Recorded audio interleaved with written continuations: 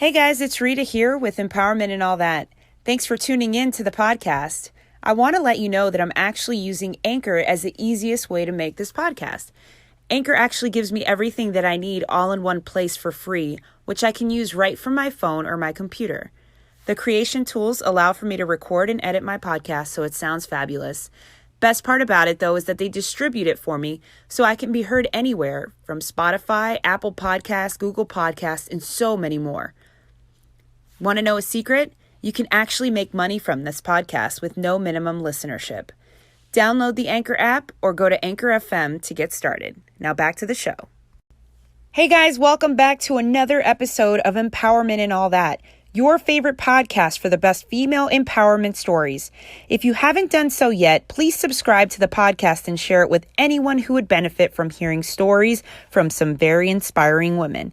Today, I'm interviewing Lisa Maria Rhodes. She's a licensed master of social work in New Orleans, Louisiana, and currently the director of Alumni Mental Health Services at Collegiate Academics.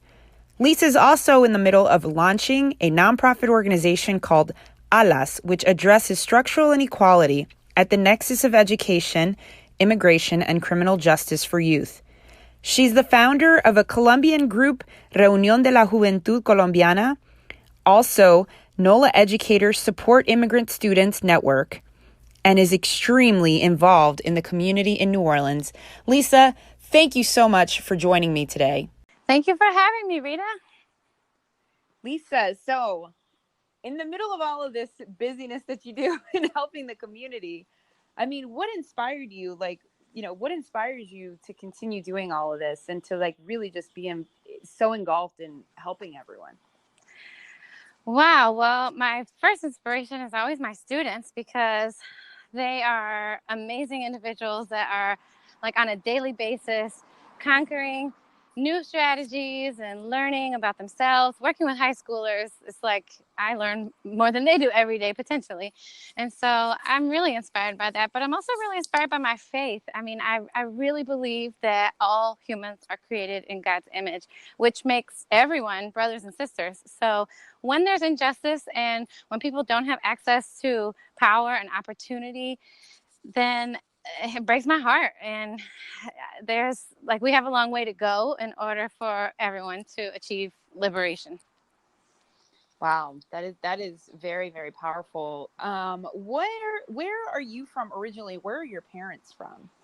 Yeah, well, I grew up in North Carolina, and my mom came to the U.S. from Colombia shortly before I was born. So I was born here in the U.S., and then my trajectory has given me strong affiliation to some different places.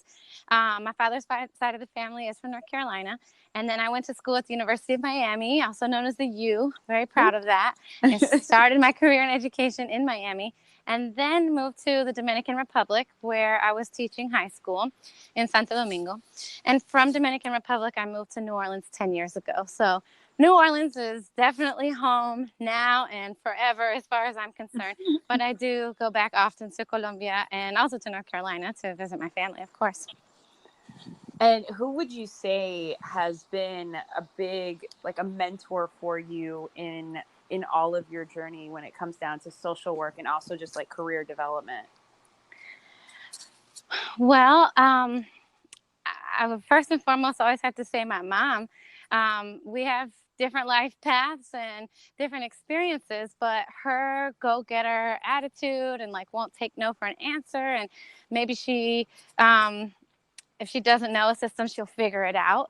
That resourcefulness and willingness to put herself out there and ask questions and take risks is something that she might regret the degree to which it's passed on to me because I'm quite a risk taker.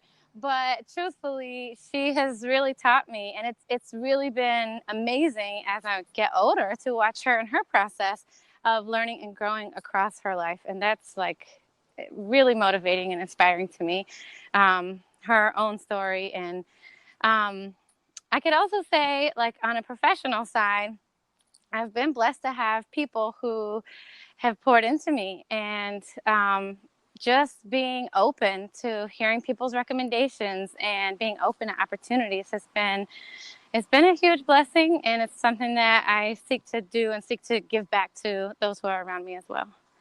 Oh, that's so sweet.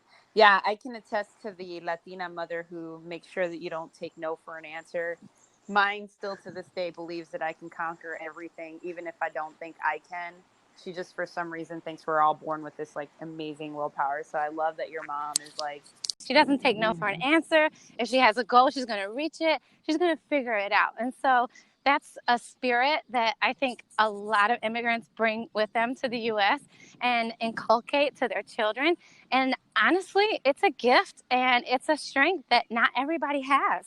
And those are some of the overlooked pieces that I think we might not talk about that in terms of a skill set, but when you have a mindset of, I will accomplish my goals, it is like I'll do anything necessary because I have clarity around the why, then that's a gift. It's a huge gift.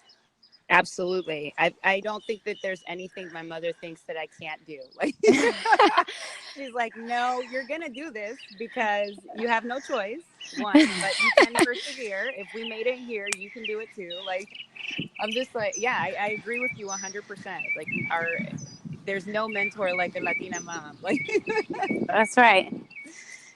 So, yeah. So, okay. So I saw the other day you were posting these videos of yourself going over the border to go help out families that were immigrant families that were trying to make their way up here. And they were basically being sheltered by, was it a church or?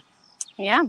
Tell me a little bit about that experience, because one, my heart was like pounding when I saw you doing that. And I was just like, oh my God, one, is it safe? And two, like, you human being for even doing that. So please tell us a little bit about what was going on, how you got yourself involved. And yeah, I'd love to hear that. Oh, sure. And I'm really glad that you brought this up and you named a few things that I've heard a lot of people ask me about, because there is a narrative that's formed, and the narrative is formed by those who are in power, by those who are in control. And that narrative says this is dangerous, this is scary, and it's not true. And I'm not saying that there's not danger associated, but there's danger here in New Orleans, there's danger everywhere in the U.S. and everywhere in the world.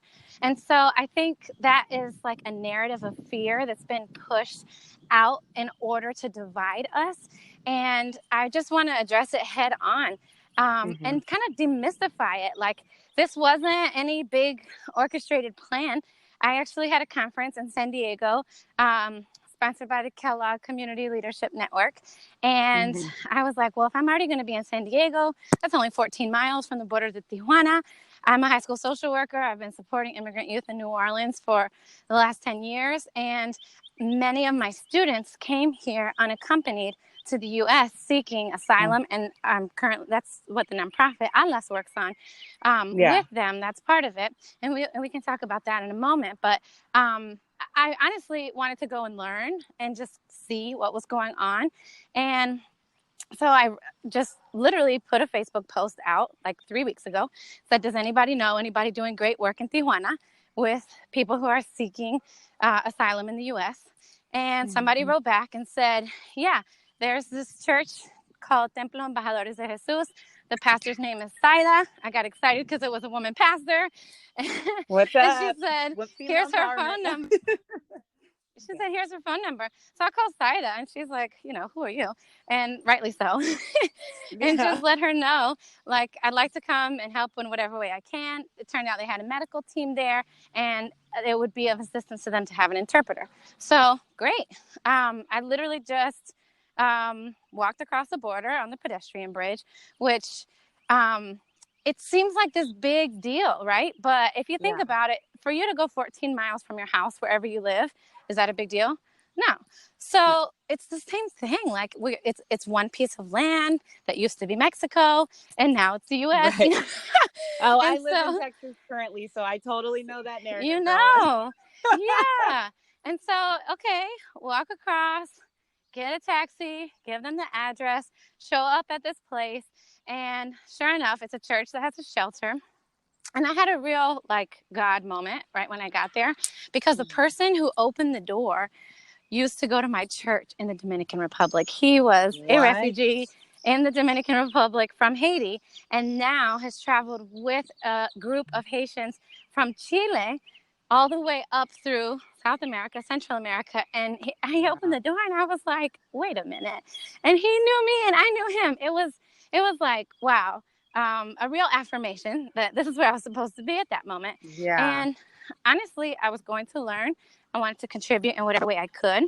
But while I was there interpreting for the medical team, the people were telling their stories of having lost family members on the way, having lost children on the way, sick children who, like, because the mothers were suffering from malnutrition, it couldn't produce enough breast milk to feed their babies. And so it's just a dire situation. And I was like, oh, I came here to learn, but that's not why God had me here. Like, I need to do something about this. And not that I alone could do much, but together with the power of the community, we can do so much. Like, you can just be an ordinary person like me, like you, like anyone, and bring together a bunch of other ordinary people and make a big difference. And I'm really inspired by everybody who has pitched in. So I just literally made a GoFundMe, posted it on Facebook that night, shared the story that I just shared with you. And so far we've received $6,005 in donations. Oh my gosh. It's still open and active. And so then after the conference, I just extended my flights. And I want to demystify that too, because that sounds like, oh, who has money to extend a flight? Not me, I'm starting a nonprofit. But it was on Southwest, so I just logged in and there's no change fee. So just changed it. So I just want to make this like easy and accessible for anyone listening. Like, you can do something great with whatever you have. And so then I went Lisa, back. I would love, I'm sorry, go ahead. Oh, it's okay. So then I went back after the conference the following weekend and we went grocery shopping because, and like, what's important here is to center the people who were in the shelter and the people who are running the shelter, because they're the ones who are there every day. They know what they need.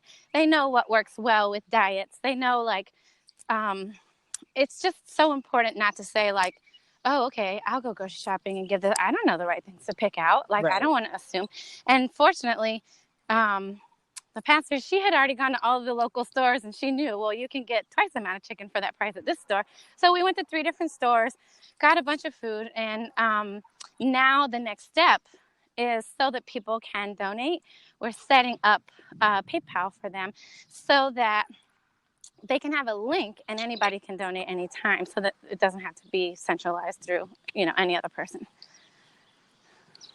So that's awesome. I want you to share that link with me so that any of the listeners who may be interested in donating some funds to the church down in Tijuana, they're able to do And you that. know what? Saida is an example of a person, an ordinary person doing extraordinary things, because they 3 years ago met a family who had no shelter, invited them to stay on the floor in their church, and then 3 months later had 525 people there. And they don't have the business plan and the funding and the everything ready. They are literally just loving their neighbor and figuring it out together with their church community, selling the things they have to provide for people who they don't know. It's just like, you can do extraordinary things no matter who you are or where you are. You just have to want to do it. Yeah, no, absolutely. Lisa, when you were down there, did you see any more community helping them, or is it like they're just like the center point in that area for immigrants that are traveling up through that area? No, there are several different shelters, and I think they're working together, like amongst the shelters, to try to house and troubleshoot and make sure that different populations get the care that they need. It seems pretty grassroots and like people who care just saying, hey, let's all meet on Tuesday and figure this out, And also, Saida has told me a little bit about help from other people who have wanted to donate water and donate food. And so it seems like people are coming together. They might not be in the news or highlighted for it, but people are taking care of people, yes. It's great that we hear this story of this type of mobilization, because it seems as though even the Hispanic community now is trying to join in on the negativity and saying that these people are not being taken care of, or that things are going on that aren't necessarily positive. So it's great to hear that the community is definitely coming together to help the immigrants that are trying to make their way here. Now, I do want to point out, these are not U.S. border facilities at all. This is just a person with it. So I can't speak on that. I have not visited one, and I too have seen the news. It is horrific and problematic. And I can't underscore how dire the situation is. Like, while there are people on the ground who care, they don't necessarily have all the resources to provide for all the people that they are providing for. And so I do think that there's an opportunity here, especially for those of us who are in the U.S., especially because the dollar goes farther once it's converted to a peso, to be able to support financially the people who are actually supporting with their time and their structures and providing physical shelter. Wow. Wow. You really are inspiring me to want to go over there. I mean, it's just so, it's interesting. My parents being Honduran, like, they came to this country 30 years ago. I couldn't imagine, had they not have came here the way that they did back then, us actually going through something like this. Like, it's just very, a very selfless act of yours to do something that awesome to help these people. I mean, I can't tell you how thankful I am that you were able to share that story. And it's interesting, the power of social media as well, that, we could literally watch and experience what you're experiencing while you're going shopping, while you're walking over the border, while you're, and for people who don't have eyes and ears down there, to see somebody who's a pillar of community engagement in New Orleans, to watch you do that. It was so inspiring, like, it's like, what am I doing with my life right now that can be more, what can I do to be more for the community as well? So I thank you again for that. That's just so selfless and such an amazing act that you did. Wow, thanks. But that's not all. I do think we have many different gifts and talents. So, the analogy of like many parts, one body, everybody has different ways that they can pitch in. And so it's about looking to ourselves to say, hey, what am I called to do in this situation? Or what do I have to offer? And we all have something. It might not be, maybe we don't have money to offer, but we have time, or maybe we can make phone calls. Maybe we work more on the policy side. Like, there are different needs across the spectrum, and everybody can pitch in. Speaking policy for a second, what do you feel is one of the most challenging things that they're facing as far as policy is concerned around these children that are coming to the States right now? Well, a clear path to citizenship is a really challenging issue. And I can give you some information, actually, on that side, in terms, if we just look at, like, as you mentioned, I work in Collegiate Academies. I'm the director of Alumni Mental Health Services. I've been a social worker there and a teacher there over the last 9 years. And when we look at our high school graduates, overall, 74% continue to higher education. When we take out students who are undocumented, 0% continue to higher education. And we have to change that. And so, like, that jarred me a couple of years ago. And that is the genesis for the nonprofit ALAS. So ALAS is a program that has been in operation over the last 4 years in Collegiate Academy schools. Now we're up to 5 schools. And right now we're converting into a nonprofit so that we can serve more schools and more students. And when you look at, if you get charged with a crime in the United States and you go to court, you get a public defender. If you have immigration court, there's no public defender. So when my students go to court without a public defender, they don't have $15,000 to $20,000 to pay an immigration attorney. That means they represent themselves. So we're talking about minors who don't have English as their first language in court representing themselves. I have a master's degree and have been in court a lot, and I wouldn't feel comfortable doing that. And so the outcome is that only 8% actually get permanent residency when they're representing themselves. The outcome, if they have an attorney, is 88%. So this is like 80% difference. It kind of makes or breaks the case. And so that's one policy issue, is having public defense in immigration court would be a stepping stone to create access towards pathway to citizenship. That's the second one, Mm-hmm. having clear pathways to citizenship. A lot of times people don't know much about immigration, and they say, like, why don't they just do it the right way? Why don't they just get in line? There's not a line. Actually, people who are coming here from other countries who are seeking asylum are acting according to the law. Like, you're allowed to come into the United States if you're seeking asylum, and you file for that. And so what's happening now is actually that we're not upholding what our laws already say, and we're barring people and then treating them in less than humane ways, to put it as nicely as possible. But so the goal for ALAS is actually to connect students with attorneys so that they have representation in court and they can have access to permanent residency, which then grants. So on another policy tip, if you think of graduation, if you're in a state that doesn't offer in-state tuition to students who are undocumented, that means they have to pay out-of-state tuition and they don't qualify for federal financial aid. So that's more of the angle that I'm working on directly, is looking at how do we get kids permanent residency so they can access that. And on the policy side, what that might look like is creating in-state tuition for graduates of high school from any given state, regardless of immigration status. And the other piece would be creating in-state aid, as some states have done, like Texas has the TAFSA, like FAFSA. So those are some examples of how policy could move forward access to opportunity, both for citizenship and for education. I think what's interesting is, these kids actually want to be part of society, right? If you're going that far as to, I want to go to college, I want to be part of this community and be a positive influence, you would think that it would be a no-brainer for people to want to be able to help these kids become part of society in a legal way, but it becomes such a challenge for them. Absolutely. And we have to look at the narrative too, because there's some narrative that's used to divide us, to say, well, these people are worthy and these people aren't.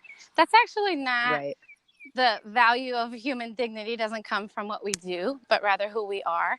And if you're a person of faith, I'm a strong follower of Jesus. That's a very clear teaching, is that people's value comes from them being created, not from what they do. And so I encourage people to examine those narratives so that we're actually looking at what does it mean to be a place where we believe in happiness, ideals that we talk about, but how do we include everyone in those instead of exclude people, as we've seen multiple times throughout history. Yeah, no, I completely agree 100% with you. I think what's been so dangerous about this administration has been the narrative that they've created around these people that are coming here to this country, Yeah. And honestly, it's very scary. Historically, this has been true too, because we don't, I love President Obama for many reasons, but on immigration, Obama was a chief deporter. More people were deported under President Obama than any other president.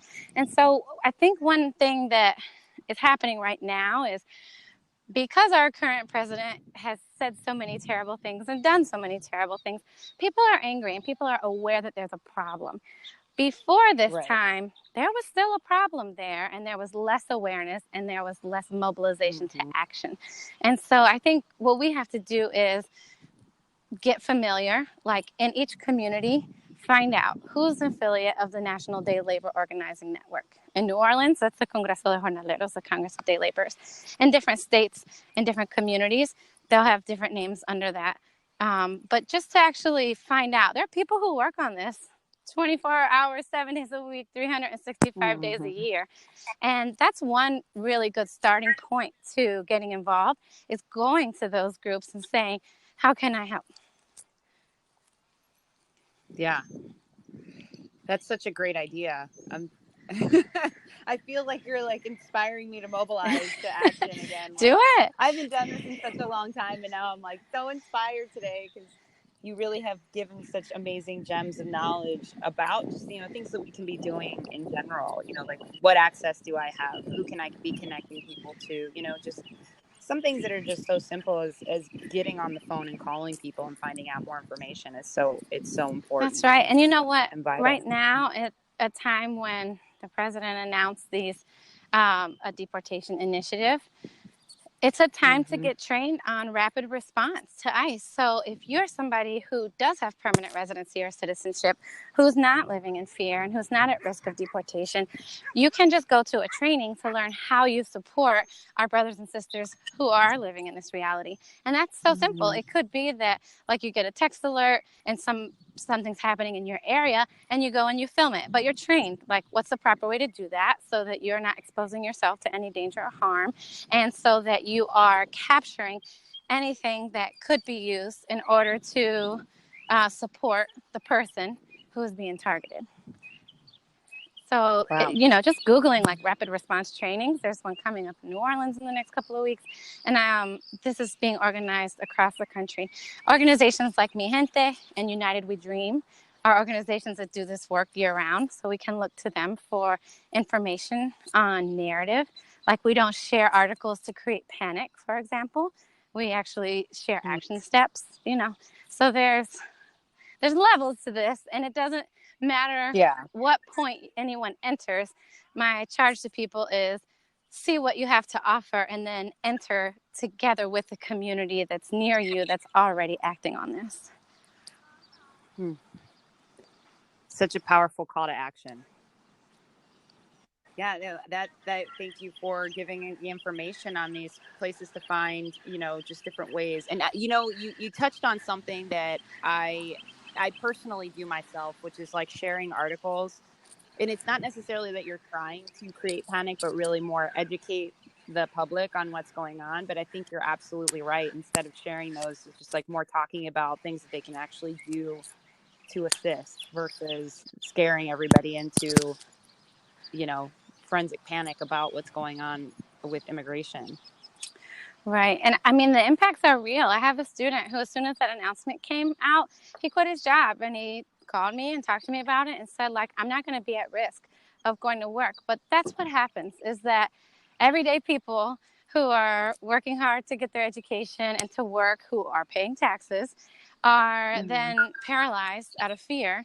And families are separated. I mean, we are all part of some sort of family unit, whether that's created or born, and that's just an essential basis of our existence, is being able to be with the people who we love.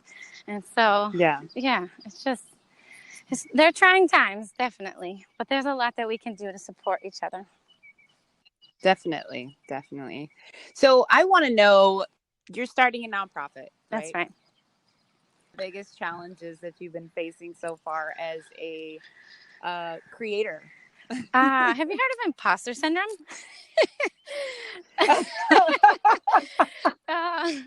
So it's so interesting because people around me have been pushing me to do this for a long time. And I wasn't ready.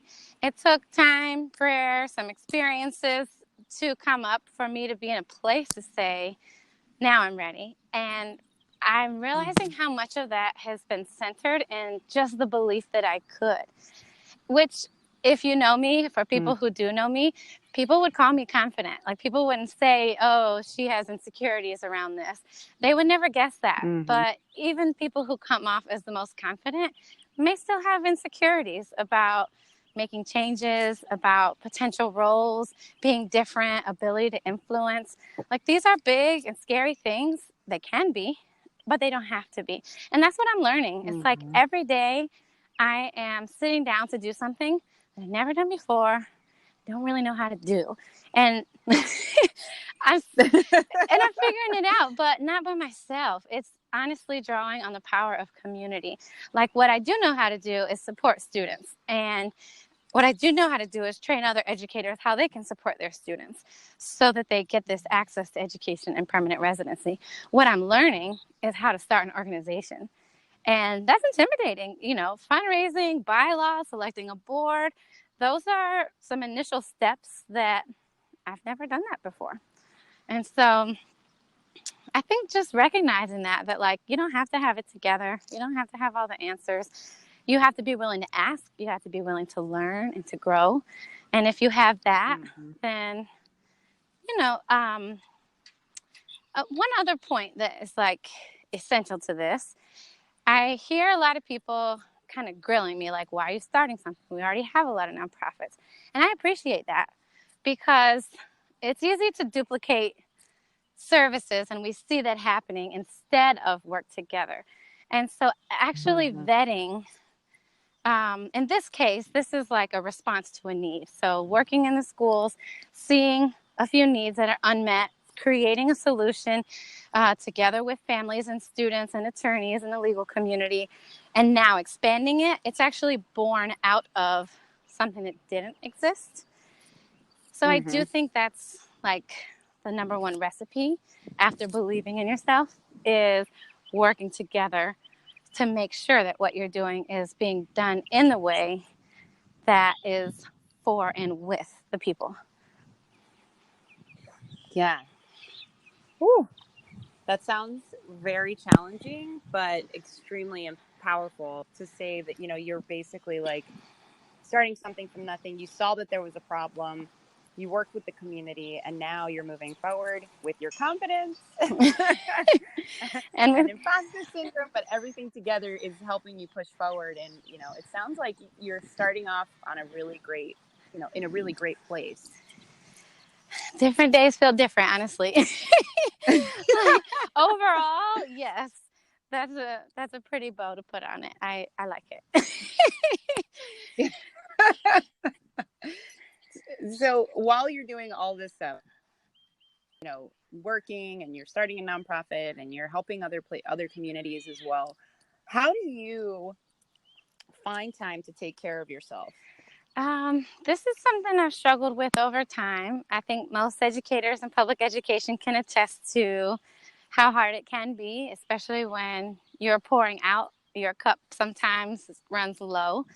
And for me, filling up my cup has first to do with my faith. And that's what keeps me grounded in terms of like belief in humanity, belief in the value of every person, belief in my own value, even despite things that might occur that are negative. And then Mm-hmm. just creating a schedule, which I don't like schedules, but creating a schedule with boundaries and like really holding yourself to sleeping enough, exercise. I love to dance. Like my brain is always moving, but when I dance, it finally turns Mm-hmm. off and I can just like live on the dance floor and not be thinking about anything.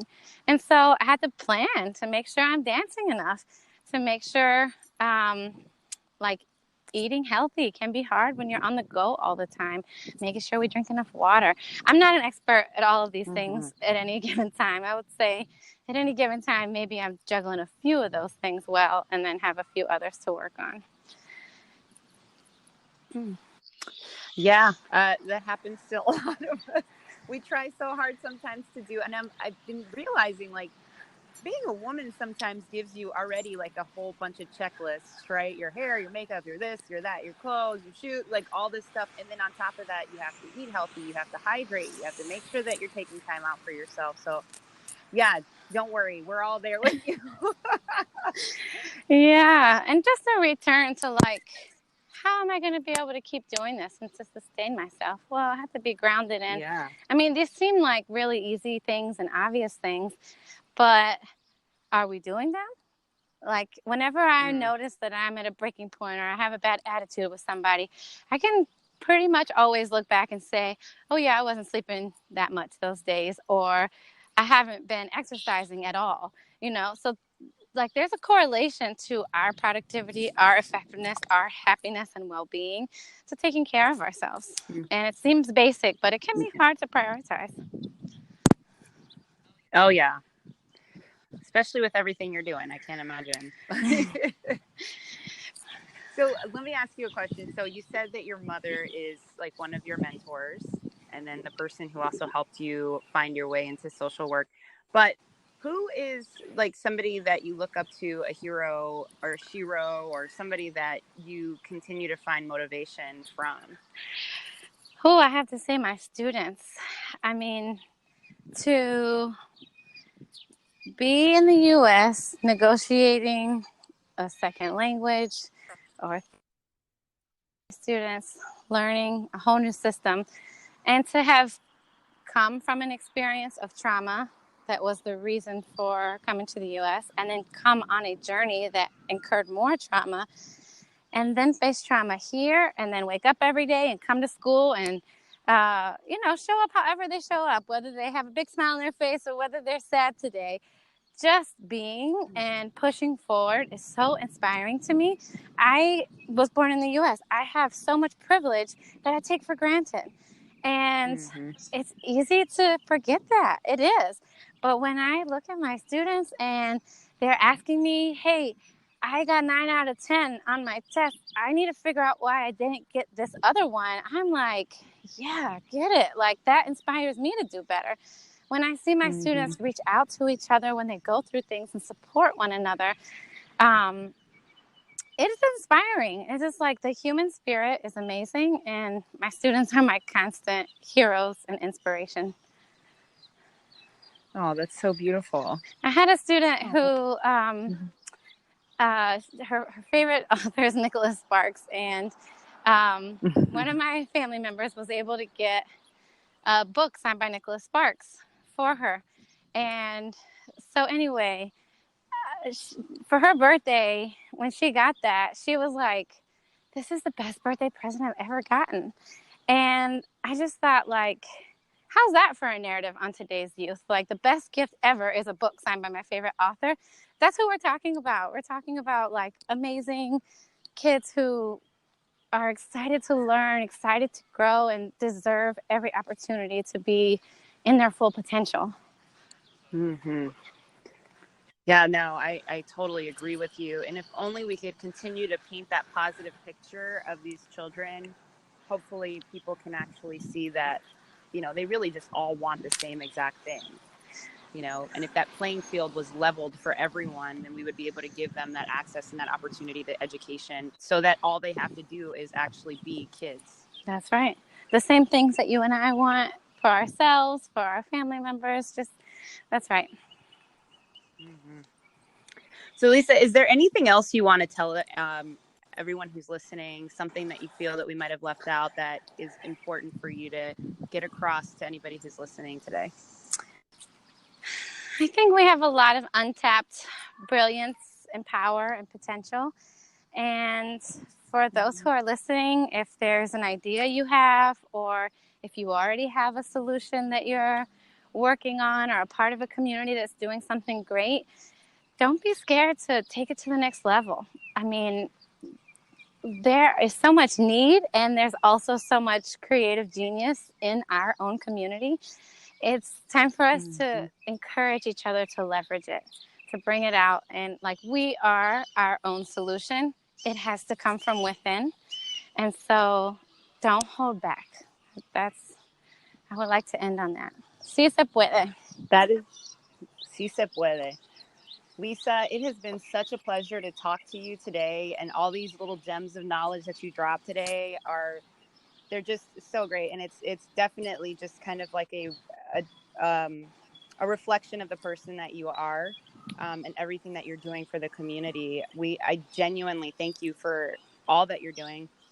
And if anybody's interested in finding out more information or getting in contact with Lisa to help her with Alas, or if you want to donate any money to the church down in Tijuana, I'm going to go ahead and publish those links on my website, empowermentandallthat.com. If you click on the icon, you'll be able to see all the information in the show notes, and you can access Lisa if you want to help. Well, thank you. And anyone can always follow our Instagram or our Facebook. The handle is the @ free.alas. And on there, you can find what's going on next, and always send a message if you're interested in getting involved. Well, sounds great. Thank you again, Lisa. You have a great afternoon and a great week. Thank you, Rita. Thank you for providing this space, and I'm encouraged by the work you're doing. Oh, thank you so much. All right. Adios. Bye. Thanks again for joining me for another episode of Empowerment and All That. For daily inspirational messages, follow me on Instagram at Rita, RITA_Bautista, BAUTISTA 1111, or you can follow Empowerment and All That on Instagram and on Facebook. And remember, keep it positive or don't keep it at all.